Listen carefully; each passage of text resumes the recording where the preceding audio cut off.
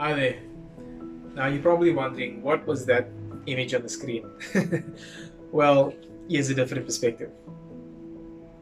You see, until you get a better perspective, then things become more clear to you because you're viewing one perspective or angle of something. But as soon as you get a different perspective or a better view of something, you gain more clarity and understanding of the bigger picture. Now, this brings us to our subject of discussion, a biblical character by the name of Ruth.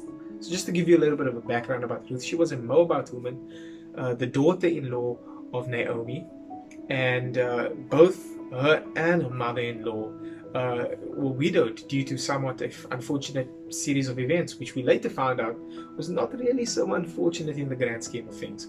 Conclusively, we see God orchestrating these events in a way that Ruth becomes a conduit of God's redemptive purpose in the lives of both herself and Naomi, and subsequently the whole world. As you will notice in the very first chapter of the historical account of Ruth, it seems to be as if God has forsaken Naomi and Ruth and is rather displeased with them instead of being in favor of them. And Naomi seems to be convinced that this is actually the case.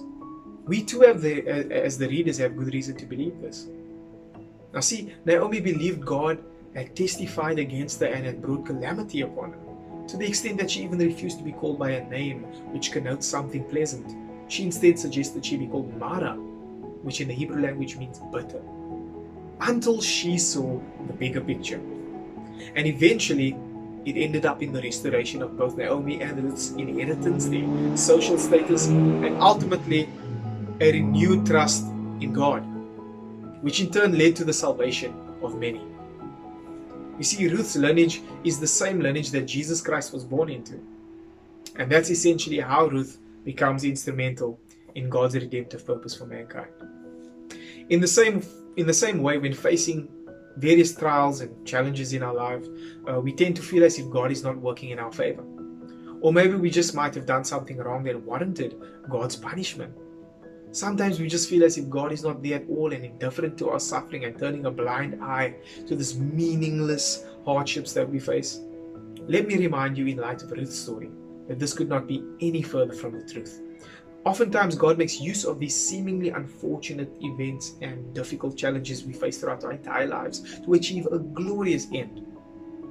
You see, when these thoughts arise, just be encouraged by Ruth and others who went through similar things, like Joseph and David and Job, who all went through hardships and soul-quaking challenges, most of them not knowing the reason why they had to face these hardships.